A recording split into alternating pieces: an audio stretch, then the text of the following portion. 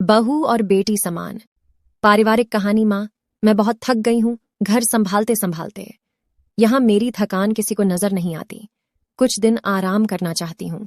सोच रही हूँ कुछ दिनों के लिए अपने मायके आ जाऊं।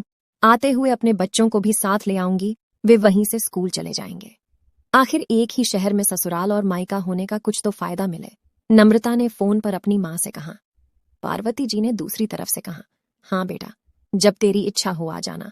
आखिर ये तेरा भी तो घर है। ठीक है माँ, तो मैं कल ही आ जाऊंगी। नम्रता खुश हो बोली। हाँ बेटा, कल आ जाओ, मैं तुम्हारा इंतजार करूंगी। अभी मैं फोन रखती हूँ, मुझे मंदिर भी जाना है। कमला जी ने फोन रख दिया और सीधे किचन में गई। किचन में खाना बना रही बहू से बोली, अरे अनुपमा सुनो, कल तुम्हारी ननंद आ रही है। आज बाजार जाकर फल सब्जी और मिठाइयां लेकर आना।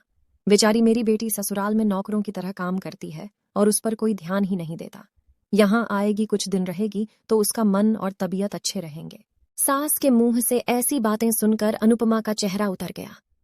वह मन ही मन सोचने लगी, काश आपको मेरी थकावट भी नजर आती। मैं भी दिन रात झाड़ू पोछा, बर्तन खाना बनाना, मार्केट जाना और हर वह काम करती हूँ जिससे हमारे परिवार वालों को कोई दिक्कत ना हो। काश आप मुझ पर भी ध्यान दे पाती। आपकी बेटी तो जब मन में आता है तब यहाँ आ जाती है, लेकिन मैं साल में एक बार ही अपनी माँ के पास जाती हूँ, तब भी आपको प्रॉब्लम होती है। मैं भी इंसान हूँ, मेरा भी मन है। मुझे भी लगता है अपने माँ के पास जाकर थोड़ा आराम करूं, सुख दुख की दो चार बातें करूं, अपना मन हल्का करूं। भगवान, अब तुम ही कुछ करो ताकि मेरी सांस की आंखें खुले और उसे मेरी थकावट भी नजर आए। शाम तक भगवान ने जैसे अनुपमा की सुन ली और उसकी ननंद का फोन आया। ननंद ने अपनी माँ से कहा कि उसकी सास ने उसे मायके आने के लिए मना कर दिया है, इसलिए इस बार वो नहीं आ सकती। पार्वती जी बोली, ऐसे कैसे मना कर दिया? पहले तो कभी वह तुम्हें आने के लिए नहीं रोकती थी, इस बार भला क्या हो गया? लाओ मेरी बात कराओ उसने, मैं समझती हूँ। नम्रता ने फोन अपनी सास के पास दिया। पार्वती जी ने कहा, नमस्कार समधन जी, आपसे कुछ कहना था। समधन जी ने कहा, कहिए। दरअसल नम्रता कल त्योहार है, इसलिए अपने मायके आना चाहती है। अगर आप उसे भेज दे तो अच्छा रहेगा। नम्रता की सास ने कहा, देखिए समधन जी, आपकी बेटी मायके जाकर रहे इस बात के लिए हमने उसे कभी नहीं रोका और इस बात से हमें कोई प्रॉब्लम है भी नहीं। कुछ दिनों पहले मैं अपने रिश्तेदार की शादी में गई थी। वहां आपकी बहू अनुपमा की माता जी से मिलने का मौका मिला। उनसे गपशप करने के दौरान उनकी बातों से पता चला कि अनुपमा को साल में एक ही बार अपने मायके जाने को मिलता है, और वह भी बहुत कम समय के लिए।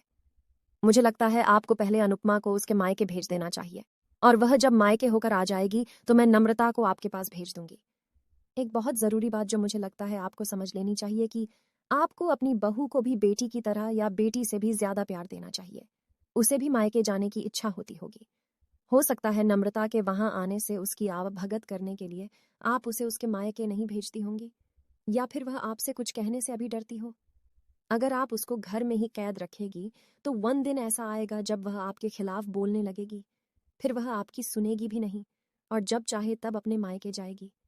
ऐसी परिस्थिति आए, इससे अच्छा है कि आप ही कुछ बदलाव अमल में ले आए, जिससे आपका रिश्ता और रिश्ते की मिठास खराब ना हो। पार्वती को अपने समधन के हर एक शब्द में सच्चाई नजर आई। उन्हें महसूस हुआ कि उन्होंने अपनी बेटी के प्यार में अंधे होकर कभी भी अपनी बहू के मन का विचार नहीं किया। उन्होंने हमेशा ही अपनी बेटी को अपने बहू से ऊपर रखा।